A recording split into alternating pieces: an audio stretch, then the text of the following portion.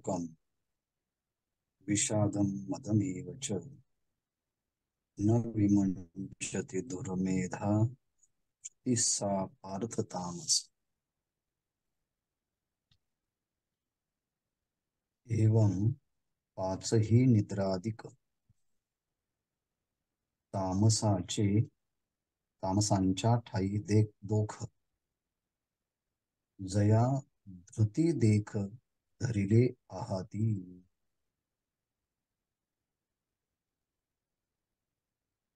श्रीमद् भगवद्गीता। भगवद्गीतेवरील मराठी भाषेतील सर्वोत्तम टीका म्हणजेच संत श्रेष्ठ ज्ञानेश्वर महाराजांची भावार्थ दीपिका अर्थात ज्ञानेश्वरी। अध्याय क्रमांक 18 मोक्ष संन्यास योग, ओवी क्रमांक 761।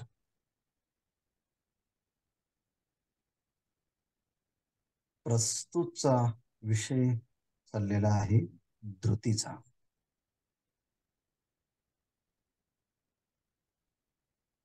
आणि सात्विक आणि राजस धृतीचा विचार झाल्यानंतर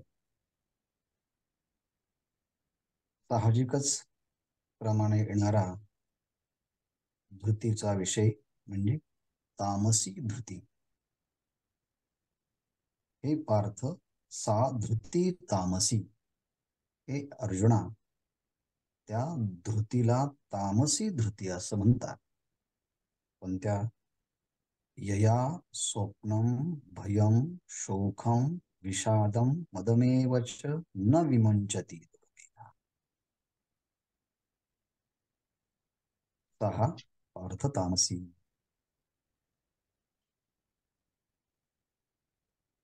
स्वप्नम निद्रा, भयम भीति, शोकम इष्ट वियोगजन्य दुःख शोक, विषादम इंद्रियांना ग्लानी आणणारा विषाद, मद अविधीने विषय भोगल्यानंतर येणारा जो एक उन्माद, यांना ज्या धैर्याने सोडलं जात नाही त्या धैर्याला धृती असं म्हणतात। या श्लोकाचा एका ओवीमध्ये अनुवाद ज्ञानेश्वर महाराज असं करतात की एवं पाचही निद्रादिक, भय शोक विषाद मद ही निद्रादिक आहे। म्हणजे आधी निद्रा आधी करून पाच हे निद्रादिक हे तामसाचे दोष आहे। आणि ह्या तामसाच्या ठिकाणी ज्या धैर्याने हे दोष धरून ठेवले जातात ती तामसी धृती आहे।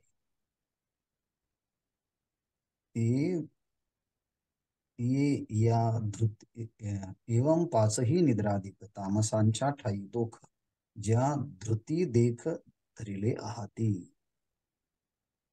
जया धृती धरिले आहाती देख, ज्या धृतीने या तमगुणांना पकडून ठेवला आहे, त्या बुद्धी निश्चय केला आहे, त्या निश्चय केलेल्या विषयाला शेवटपर्यंत सिद्धीला जाईपर्यंत पकडून ठेवण्याचं काम जे करतं ती धृती आहे। आणि मग कोणती धृती आहे?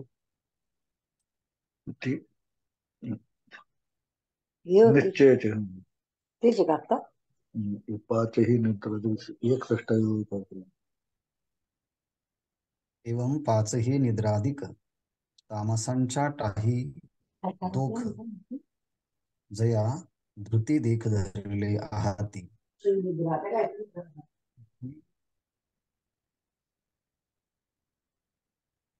मग यावरती ज्ञानेश्वर महाराजांनी भाष्य करताना भय कधी होतं शोक कधी उत्पन्न होतो, विषाद कधी असतो, मद कधी असतो आणि निद्रा कधी असते. या पाचही गोष्टीचं उदाहरणासहित स्पष्टीकरण माऊलींनी दिलं आहे. निद्रा, आळस या गोष्टी जणू काही त्याने आपल्या काखेत म्हणजे अगदी जवळच ठेवले आहे. तो आळस सुनी असे काखे म्हणून निद्रे काही न मुके. त्याने आळस आपल्या जवळच ठेवला असल्यामुळे झोपेला तो कधीही चुकत नाही. किंबहुना झोप त्याला सोडून राहत नाही, झोप त्याला सोडून जात नाही. हे सांगण्यासाठी पापे पोषिता दुःख न संडीजे जेवी. पापे पोषिता, ज्यांनी पापाचं सतत पोषण केलं आहे त्याचं दुःख त्याला कधीच सोडून जात नाही. हे विधान आहे, म्हणजे हा सिद्धांत आहे. पापे पोषिता जेवी दुःख न सांडीजे.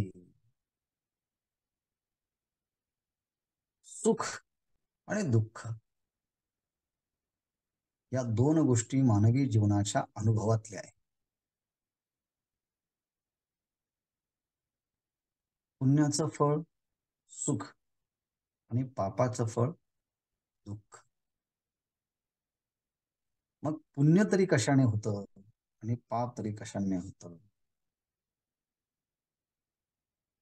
शास्त्राने सांगितलेले ज्या विधी, त्या विधीला अनुसरून कर्म केलं तर पुण्य, आणि शास्त्र विरुद्ध ज्या गोष्टी आहेत ज्याला निषिद्ध असं म्हटलंय त्या केल्यानंतर पाप. म्हणजे शास्त्रसंमत कृतीला आणि शास्त्र असंमत कृतीला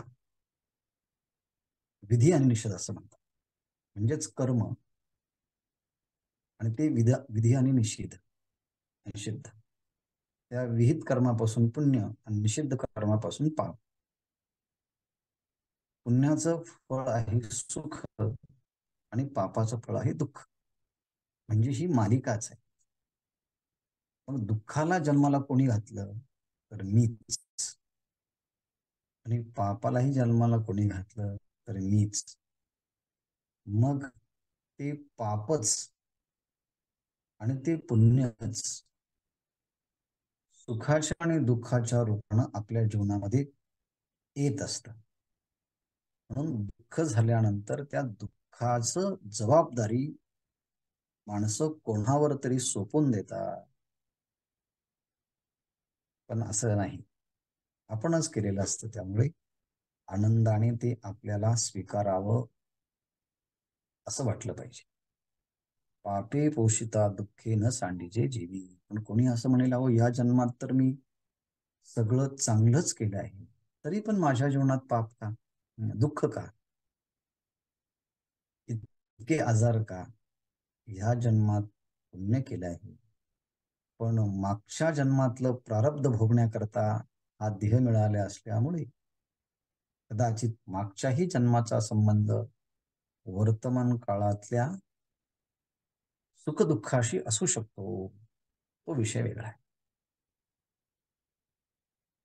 फक्त निद्रा तो सोडत नाही. निद्रा, आळस, निद्रा ला स्वप्नम या शब्दाने भगवंताने सांगितलं. भय कधी होत, भीती कशाची वाटते? कारण भयम हा एक, स्वप्नमच्या नंतर भयम हा शब्द आला. त्या भयाचं कारण सांगत असताना ज्ञानेश्वर महाराजांनी सांगितलं, देहधनाची आवडी सदा भय तयाते न संडी. ज्याला देहाची आवड आहे आणि धनाची आवड आहे, ज्याला देहाचं तादात्म्य आहे आणि ज्याला धनाचं तादात्म्य आहे. ज्याने देहालाच सत्य समजलं आहे त्याने धनालाच सत्य समजलं आहे. ज्याने देहालाच साध्य समजलं आहे ज्याने धनालाच साध्य समजलं आहे ते त्या देहाला आणि धनाला चिटकून असतात. आणि देह आणि धन हे तर दोन्ही जाणारे आहेत. आणि त्यामुळे देह गेला तर, कारण काळ देहाला कधी विसरत नाही हे आपण मागे पाहिलंय. सगळं काही विसरलं तर चालेल पण काळ मात्र आपल्या देहाला विसरत नाही. आणि म्हणून सारखी भीती वाटते.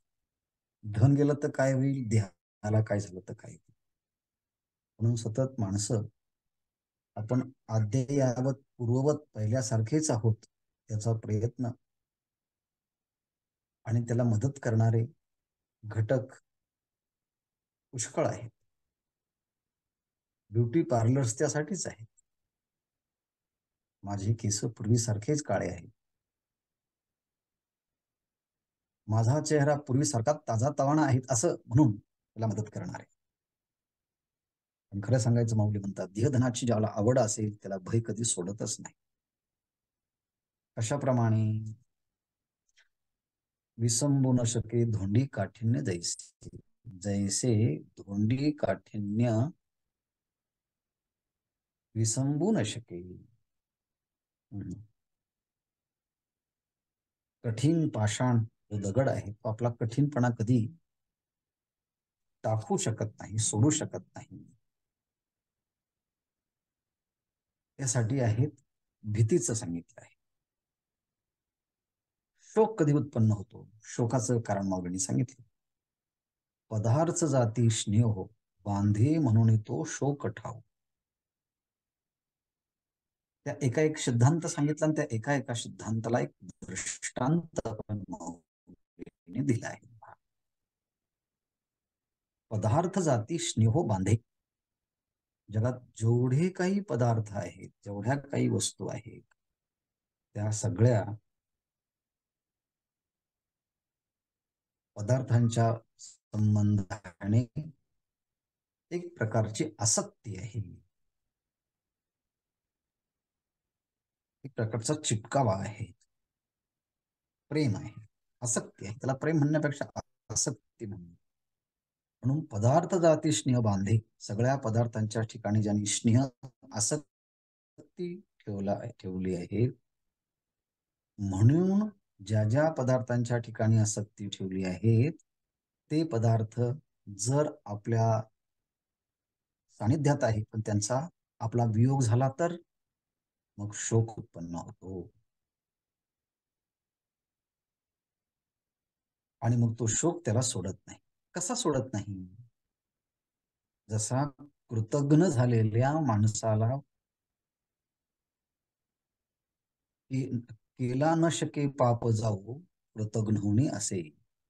आणि म्हणून पदार्थ जाती स्नेह बांधे म्हणून तो शोका ठाव केला. म्हणून शोकाने याला राहण्याचं ठिकाणच बनवलं. आता काही जात नाही. कसा जात नाही? जैसा कृतघ्नोनी पाप जाऊ न शके. जसं कृतघ्न माणसाच्या पासून पाप जाऊ शकत नाही तसं पदार्थ जात म्हणजे सगळ्या पदार्थांच्या वरती जो आसक्ती ठेवतो त्याला हा शोक होतच असतो. ज्याच्या मनाला कधीही आलम प्रत्यय नाही, बस पुरेसं झालं आहे अशी अनुभूती येत नाही. अशा मनाच्या बाबतीत म्हणतात असंतोष जीवेसी. त्याच्या जीवाला, आपल्या मनाला असंतोष रात्रंदिवस धरून राहतो. अहर्निशी जीवेशी असंतोष धरून ठेला. त्याच्या अंतःकरणाला त्याच्या जीवाला असंतोष कायम पकडून ठेवतो आणि त्यामुळे पुढे जाऊन म्हणून मैत्री तेनेशी विषादे केली, खिन्नता त्यामुळे तो विषादाला काही सोडत नाही. कसा सोडत नाही? लसूण आपल्या दुर्गंधीला सोडत नाही, अपत्य करणाऱ्या व्याधी सोडत नाही. तैसा केला मरणावधी विषादे तया, म्हणून मरणाच्या शेवटच्या क्षणापर्यंत त्याला विषाद, खिन्नता ही कधी सोडत नाही. आणि मग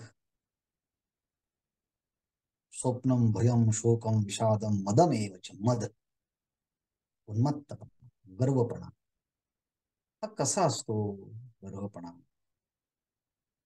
कशा कशाचा असतो? वयसा आपल्या तारुण्याचा, वित्त आपल्या संपत्तीचा, कामू आपल्या कामाचा, विषयोपभोगाचा, ययाचा वाढवी संभ्रमू, याचं महत्व वाढवीत असतो मदाच्या मुळे. म्हणून मदे आश्रम तोची केला, म्हणून ह्या मदाने त्याचं राहण्याचं आश्रमच निवासस्थानच बनवलं आहे. ह्याप्रमाणे मदाचं स्वरूप सांगितलं, विषादाचं स्वरूप सांगितलं, असंतोषाचं स्वरूप सांगितलं,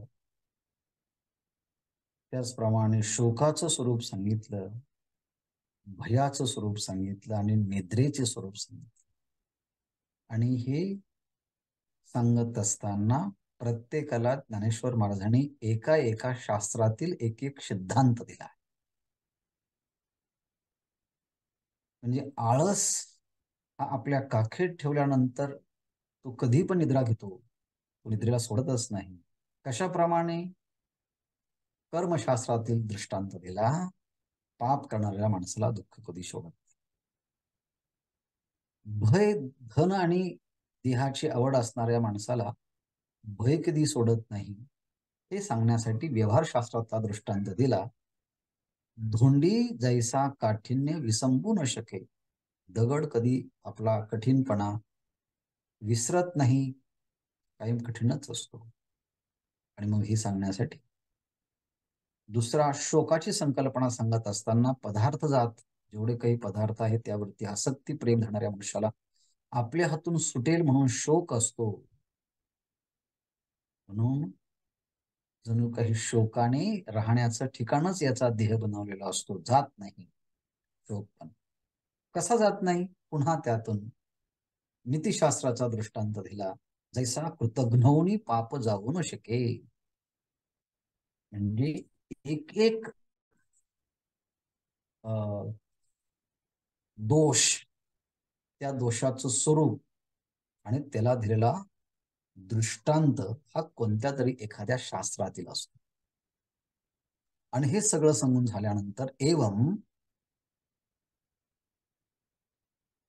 पाचही निद्राधिक तामसाच्या टाही दोख जया धृती देख धरले आहात.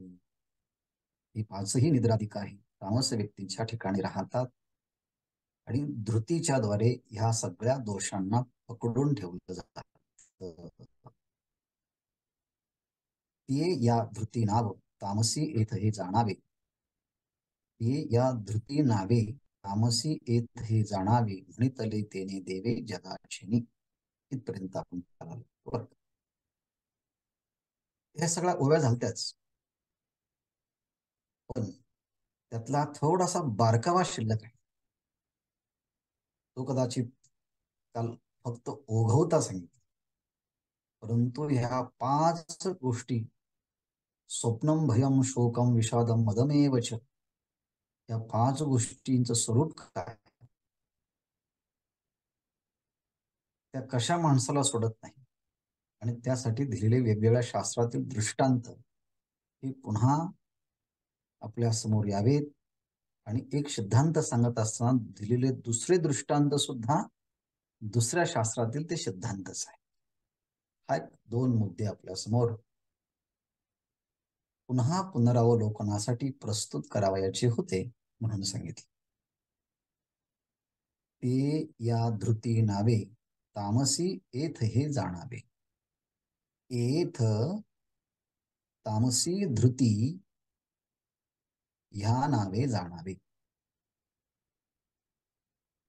हे पाचही दोष पकडून जिच्याद्वारे ठेवलं जातं ती ते पाच दोष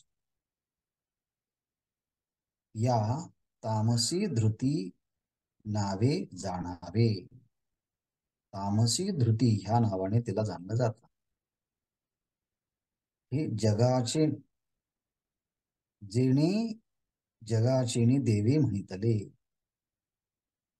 जगाचा देव असं म्हणताना जगाची उत्पत्ती स्थिती आणि लय ज्याच्यामध्ये होतं, ज्याच्यामुळे होतं, ज्याच्याने होतं तो देव आहे. ज्याच्यात होतं, ज्याच्यामुळे होतं, ज्याच्याने होतं तो देव आहे. आतापर्यंतचा हा विषय संपला धृतीचा. परंतु ही धृतीचा विषय सुरू होण्याच्या अगोदर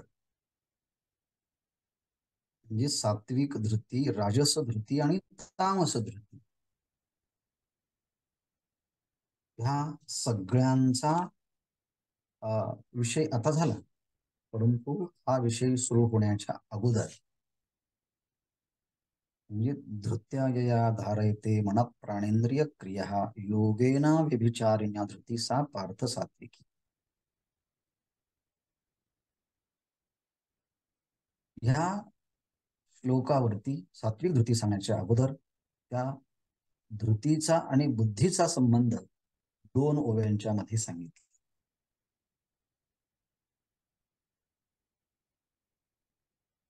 आणि मग बुद्धी आणि धृती यांचा संबंध कसा आहे. आता ययाची बुद्धिवृत्ती निष्टंकेली कर्मजाती खांदा मांडजे धृती त्रिविधा यया. ते धृतीचिने विभाग तिने यथालिंग सांगितले चांग अवधान दे. अर्थात 731 क्रमांकाच्या मध्ये मागचा बुद्धीचा विषय आणि पुढचा धृतीचा विषय या पूर्वापार संबंध यांचा विचार 731 क्रमांकाच्या ओळीच्या माध्यमातून ज्ञानेश्वर महाराजांनी अगोदरही मांडला. आणि आता ह्या त्रिविध धृतीचा विचार झाल्यानंतर पुन्हा एकदा त्या धृतीचा आणि बुद्धीचा विचार 763 क्रमांकाच्या ओळीमध्ये तो आपल्याला पाहायला भेटतो. म्हणजेच उपक्रमाच्या अगोदरही मागच्या विषयाचा संबंध सांगितला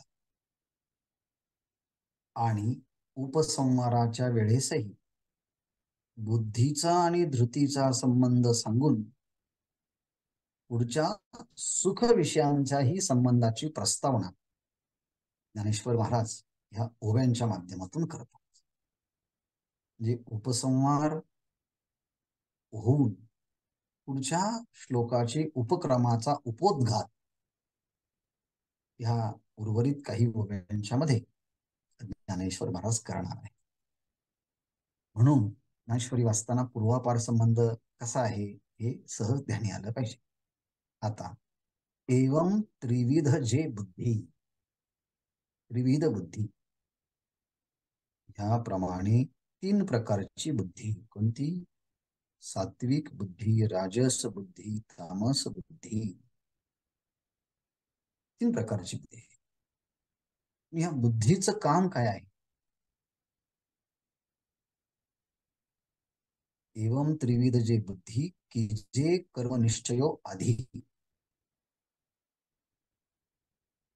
कर्मनिश्चयो आधी कर्मनिश्चय बुद्धी की जे. सर्वप्रथम बुद्धीने कोणत्याही कर्माचा निश्चय पहिल्यांदा केला जातो. आधी कर्मनिश्चय निश्चयो बुद्धी की जे.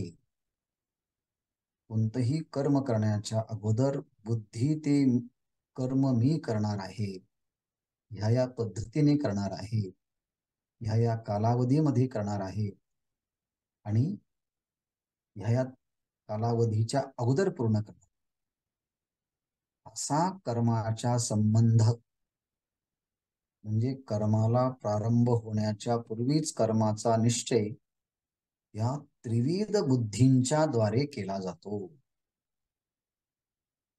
आणि तो धृती या सिद्धी नेजो येथ. आणि मग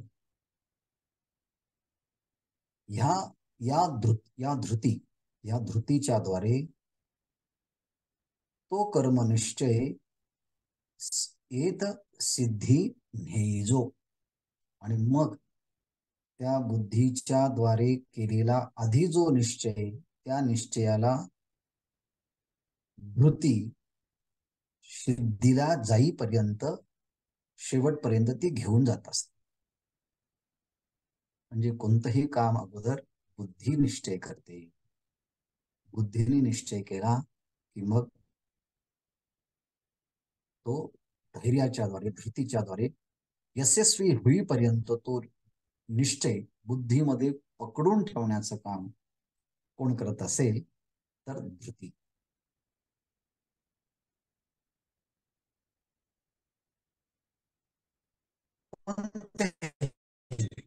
म्हणजे कोणत्याही बुद्धीचा निश्चय, सत्वगुणात्मक बुद्धीचा निश्चय असो किंवा रजगुणात्मक बुद्धीचा निश्चय असो किंवा तमगुणात्मक बुद्धीचा निश्चय असो, तो केलेला निश्चय शेवटपर्यंत तसाच सिद्धीला जाईपर्यंत त्या बुद्धीमध्ये तो निश्चय पकडून ठेवण्याचं काम जी वृत्ती करते त्या वृत्तीला धृती असं म्हणतात. हा सगळा मागच्या ओव्यांचा आणि धृतीचा संबंध पुन्हा सांगितला. म्हणजे 763 क्रमांकाची ओवी आणि मागे सांगितलेली 731 क्रमांकाची ओवी, ह्या दोन ओव्या जर समोरासमोर ठेवल्या तर दोन्हींचाही अर्थ एकच निष्पन्न होतो. शब्द फरक आहे पण आशय मात्र एकच आहे. कसा हा सिद्धांत आणखी समजून सांगण्यासाठी पुढचा विचार मांडताय. सूर्य मार्ग गोचर होय आणि तो चालती किरपाय, परी चालणे ते आहे धैर्य जेवी. एखादा मनुष्य प्रवासाच्या ठिकाणी मुक्कामाला थांबला, सकाळी लवकर उठून त्याला पुढच्या प्रवासाला लागायचं होतं. स्नान संध्या आटपून पुढच्या प्रवासाला निघाला, पण अंधार असल्यामुळे कोणता रस्ता कुठे जातो काही कळेना. सूर्योदय झाला आणि मग त्याच्या दृष्टीला ज्या मार्गाने जायचा आहे तो मार्ग दिसला, तो मार्ग पाहिला. मार्ग गोचर होय. गो नाम इंद्रिय, पण इथे गो इंद्रिय म्हणजे डोळारूपी इंद्रिय, चक्षु इंद्रियाला सूर्योदयाच्या मुळे तो मार्ग दिसला. हा मार्ग आपल्याला जायचा आहे. आणि मार्ग दिसल्यानंतर तो हीर पाये चालती, म्हणजे खरोखर पायांच्याद्वारे त्या प्रवासाच्या रस्त्याने तो प्रवास सुरू झाला. परंतु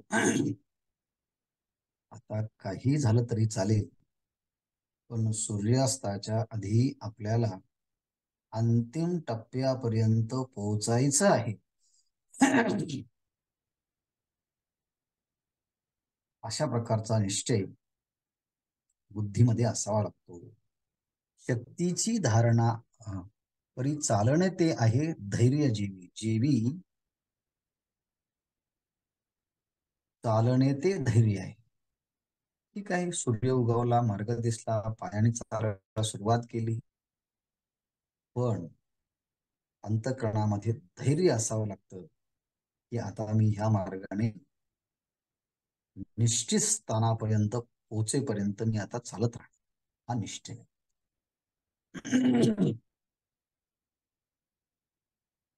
दृष्टांत दिला.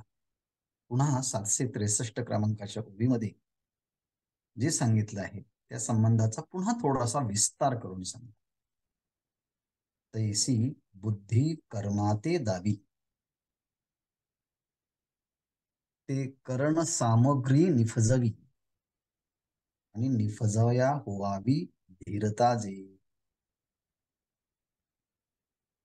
तैसी बुद्धी कर्माते दावी, बुद्धीला प्रवृत्तींच्या निवृत्तींच्या कार्याकार्य भयाभये बंद मोक्षांची या बुद्धीचा पार्थ सात्विकी. ज्या बुद्धीला प्रवृत्ती धर्म कोणता आहे, निवृत्ती धर्म कोणता आहे, प्रवृत्तींच्या निवृत्तींच्या कार्याकार्ये करणीय कोणता आहे, अकरणीय कर्म कोणता आहे, भयावह कर्म कोणता आहे, अभयावह कर्म कोणता आहे, अशा प्रकारे प्रवृत्तींच्या निवृत्तींच्या कार्याकार्ये भयाभये बंद मोक्षांची व्यक्ती बंधनात्मक स्वरूप बंधनामध्ये घालणारा कर्म कोणता आहे, बंधनातून मुक्त करणारा मोक्षाला प्राप्त करणारं कर्म कोणतं आहे, हे बुद्धीला कळतं. कोणत्या बुद्धीला कळतं? सात्विक बुद्धीला कळतं. तामस बुद्धीला उलट कळतं. म्हणजे काय? जे जसं आहे तसं न कळता त्याच्या विपरीत कळतं. आणि रजोगुणी बुद्धीला तर निर्णयच करता येतो. दोन्ही गोष्टी समानच सात्विक बुद्धीचा मनुष्य पाहतो. पण सात्विक बुद्धी काय करते? समान पाहतो तो राजस बुद्धी. तैसी बुद्धी कर्माती दावी, सात्विक बुद्धी कर्माला दाखवते योग्य कोणतं अयोग्य कोणतं. आणि कर्माला दाखवलं की कर्मसिद्धी करण्याकरता 5 गोष्टींची आवश्यकता असते. अधिष्ठानं तथा कर्ता करणंच पृथक विदम विदाष्ट पृथक चष्टा दैवं चैवात्र पंचमम. कोणत्याही कार्याच्या सिद्धीसाठी 5 प्रकारच्या कारणांची आवश्यकता असते, याचाही विचार आपण पाहिला आहे.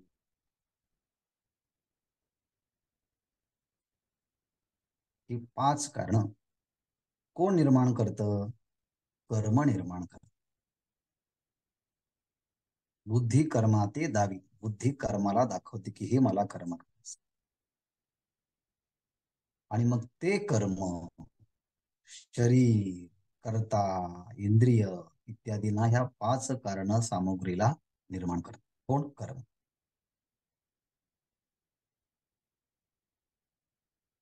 परंतु यया कर्मत्रया निष्पत्ती प्रीती निफजावया व्हावी धीरता जे. परंतु कर्माची निर्मिती होण्याकरता अंगात पहिल्यांदा धैर्य असावं लागतं, धृती असावी लागते. तरी निफजावया व्हावी धीरता जे, ते कर्माची फलनिष्पत्ती होण्याकरता अंगामध्ये तोपर्यंत धैर्य लागतं, साहस लागतं, सहनशीलता लागते.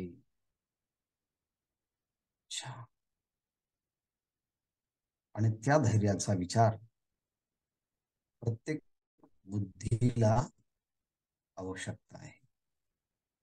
सात्विक बुद्धीला सात्विक धैर्य, राजसिक बुद्धीला राजसिक धैर्य, तामसिक बुद्धीला तामसिक धैर्य यांची आवश्यकता असते. ते हे गा तुझ प्रती सांगितली त्रिविधी धृती, या कर्मत्रया निष्पत्ती झाली या. मग आता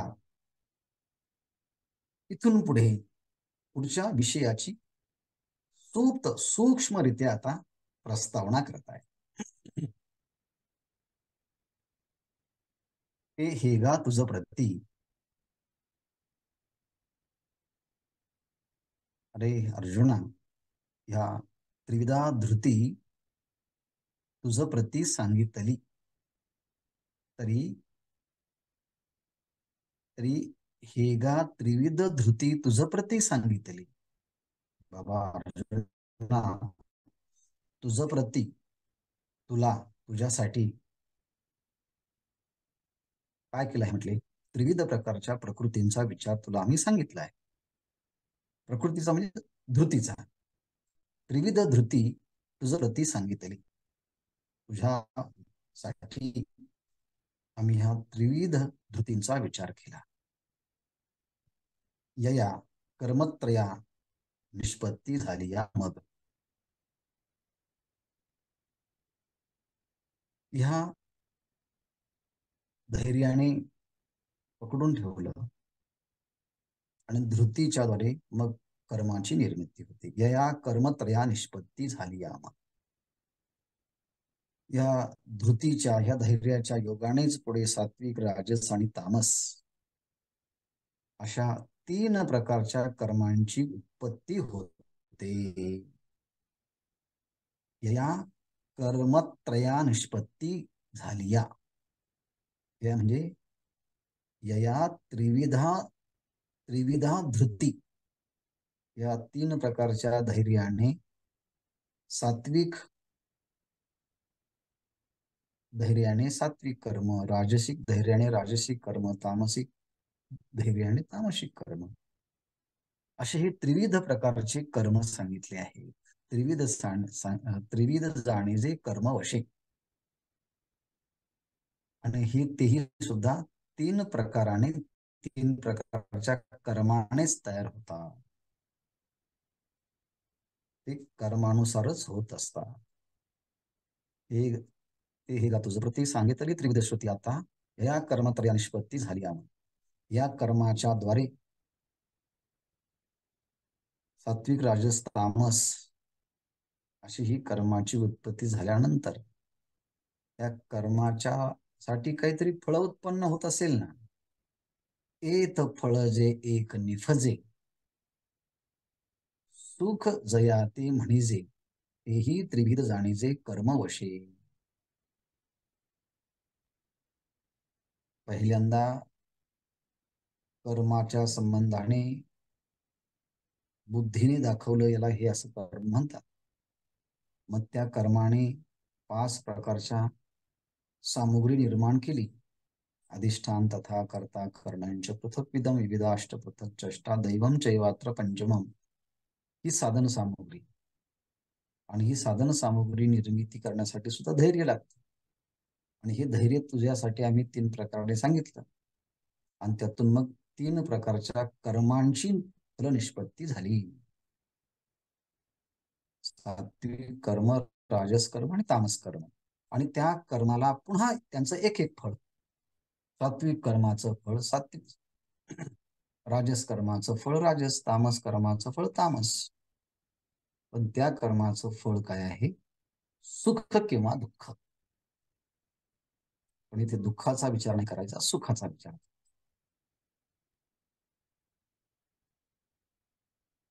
एथ फळ एक जे निफजे त्या त्रिविध कर्मापासून त्रिविध प्रकारच्या फळाची उत्पत्ती होते.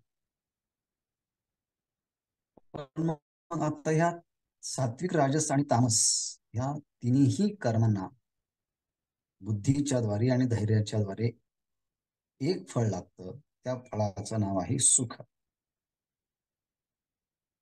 एत फळ जे निपजे जया ते सुख म्हणजे ज्याला सुख असं म्हटलं जातं तेही त्रिविध जाणीचे कर्मवशी.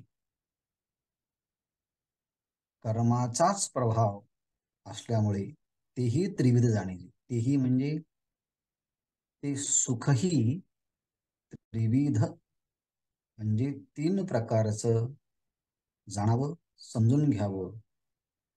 आणि ते 3 प्रकारचं जे सुख निर्माण होतं ते कशामुळे? कर्मवशे. कर्मानुसारच 3 प्रकारचे ते सुख उत्पन्न होतं. म्हणजे पहिल्यांदा बुद्धीने कर्म दाखवलं. कर्माने 5 प्रकारच्या साधन सामुग्रीची निर्मिती झाली आणि ती साधन सामुग्री निर्मितीसाठी पुन्हा अंगामध्ये धैर्य असावं लागतं. ते धैर्य सुद्धा 3 प्रकारचं सांगितलं. आणि त्या धैर्याच्या योगानं सात्विक, राजस आणि तामस 3 प्रकारच्या कर्मांची निर्मिती सांगितली. आणि त्या तिन्ही कर्माचं फळ एक सुख आहे. आणि ते सुख सुद्धा पुन्हा या त्रिविध गुणांच्यामुळे, कर्माच्यामुळे, सात्विक कर्माच्यामुळे, सात्विक राजस कर्माच्यामुळे, राजस आणि तामस कर्माच्यामुळे तामस सुख अशी ही फलनिष्पत्ती होते. ही त्रिविध जाणजे कर्मवशे फळरूपते सुख त्रिविध भेदले देख भिवंचो आता चोख चोखी बोली. ते सुख फळरूप ते सुख, या त्रिविध कर्मांचं फळ तेच काय आहे, फळरूपाने सुखाला त्याने जन्म दिला. हे जे 3 प्रकारचं कर्म आहे त्याचं फलस्वरूप म्हणजे सुख आहे. आणि ते सुख सुद्धा त्रिगुणी भेदिले देख, 3 गुणांनी ते भेदले, भिन्न भिन्न झालं आहे. त्याचे सुद्धा 3 प्रकार पडले आहेत. ते कशामुळे? त्रिगुणी, 3 गुणांच्यामुळे भेदले. काय भेदले? पुन्हा मागचा शब्द घ्यायचा. त्रिगुणी ते सुख भेदले देख. या 3 गुणांच्यामुळे त्या सुखाच्या मध्ये सुद्धा 3 प्रकारचे भेद निर्माण झाले. मग आता ते आता विवंचू चोख, त्या सात्विक, राजस आणि तामस सुखाचा जो विचार आहेत, त्याचं विवेचन जे आहे ते आम्ही चोखी बोली. चोखी बोली म्हणजे शुद्ध शब्दांनी सांगणार. आणि काय करणार आहोत? चोख विवंचू, चांगली त्याची विवेचन करणार आहोत. सात्विक, शुद्ध सात्विक सुखाचं आम्ही विवेचन करणार आहोत. आणि शुद्ध सात्विक सुखाचं विवेचन करण्यासाठी आम्ही शुद्ध शब्दांनी करणार आहोत. चोखी बोली म्हणजे आम्ही चांगल्या शब्दांनी काय करणार आहे, चांगल्या शब्दांचा प्रयोग करणार आहे. कशासाठी? चांगल्या सुखाचं वर्णन करण्यासाठी. म्हणजे विषय ही उत्तम, त्या विषयाच्या वर्णनासाठी शब्दही उत्तम. म्हणून चोखी बोली, चोख विवंचू, चांगलं बोलणं, चांगले शब्द, चांगल्या शब्दांच्या द्वारे चांगल्या विषयांचं चांगलं विवेचन करू. असा चांगले शब्द, चांगल्या शब्दांच्या द्वारे चांगलं विवेचन, ते चांगल्या सुखाचं करूया. असं झाल्यानंतर परी चोखी ते कैसे सांगे, पै घेऊ जाता बोल बघे, कानीचीही लागे हातीचा मळू. परी चोखी ते कैसे सांगे, परंतु अतिशय शुद्ध आहेत. त्या शुद्ध असणाऱ्या तत्वाचा, शुद्ध सात्विक सुखाचा गुणवैशिष्ट्यांचा भाग कसं काय वर्णन करायचं, कैसे सांगे. परी ते चोखी, परंतु ते सात्विक जे सुख आहे ते सात्विक सुख कसं सांगायचं. कारण घेऊ जाता बोल बघे, कारण द्यायचं म्हटलं तर ते बोलण्याच्या माध्यमातून द्यावं लागतं. आणि ऐकायचं म्हटलं तर ते कानाच्या माध्यमातून ऐकावं. अच्छा, मग देत असताना बोलण्याच्या माध्यमातून द्यायला लागलं तर बोलण्यात काही दोष लागले तर त्या ज्ञानातही बोलण्याचे दोष येतील. आणि कानाने श्रवण करत असताना कानात काही दोष असेल तर दोषयुक्त श्रवण होईल. शब्दांचा प्रयोग चांगला, विषय पण चांगला. त्याचं विवेचन पण चांगलं. पण हे सगळं होत असताना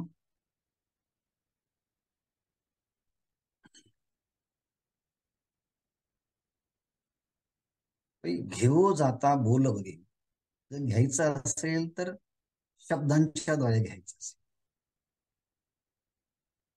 आणि आतमध्ये घ्यायचं असेल तर कानाचीही लागे अतिचा मूळ. जर कानात काही दोष असेल तर ऐकत असताना दोषामुळे कदाचित चुकीचं ऐकलं जाऊ शकतं, आणि देत असताना शब्दांच्या मध्ये जर काही चूक झाली तर देण्याचा विषय शब्दाच्या माध्यमातून जर गेला असेल तर शब्दाची चूक देण्यामध्ये होईल. आणि घेत असताना कानात काही दोष असेल तर कानाचे दोष घेण्यात येतील. मग आता देतानाही शब्दातील दोष, घेताना कानातील दोष. म्हणून कानाची लागे हतीचा मुळू, कानाची हतीचा मुळू लागे. ती गोष्ट घेताना कानाचा हाताचा मळ लागेल, देताना बोल बघे शब्दाचा बोल लागेल. म्हणून जयाचिणी अक्षरे अवधाना होय बाहिरे, तेने ऐके हो अधरे जीवाचिणी. म्हणून जयाचिणी अव्हेरे अवधान होय बाहिरे.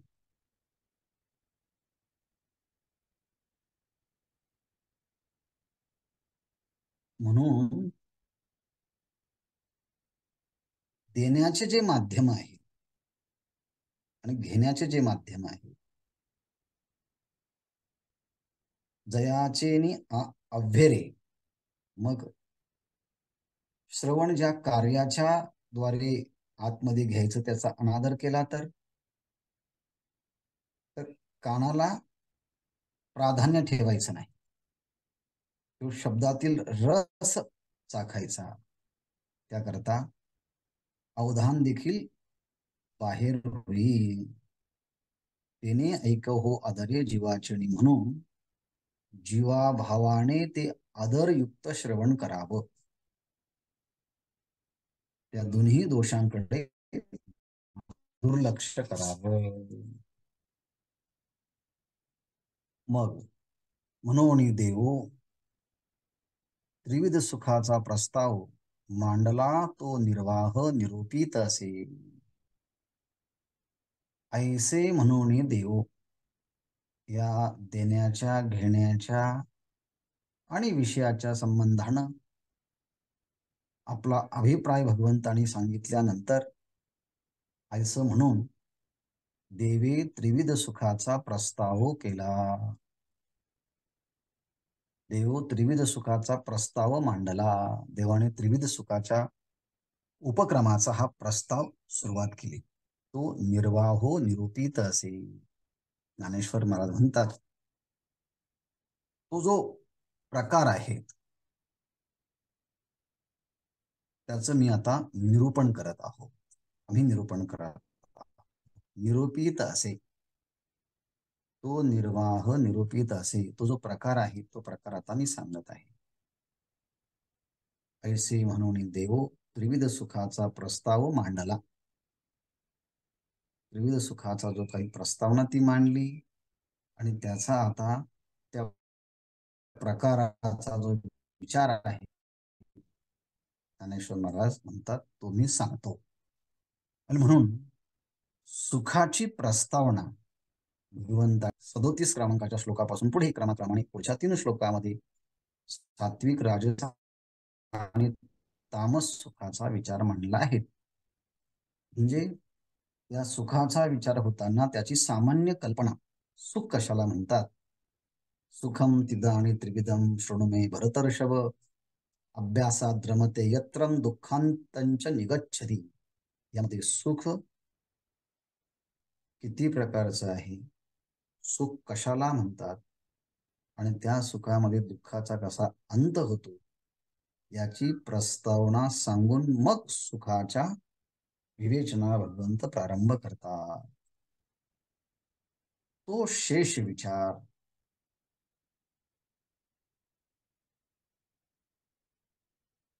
2 दिवसानंतर सांगितलं जाईल.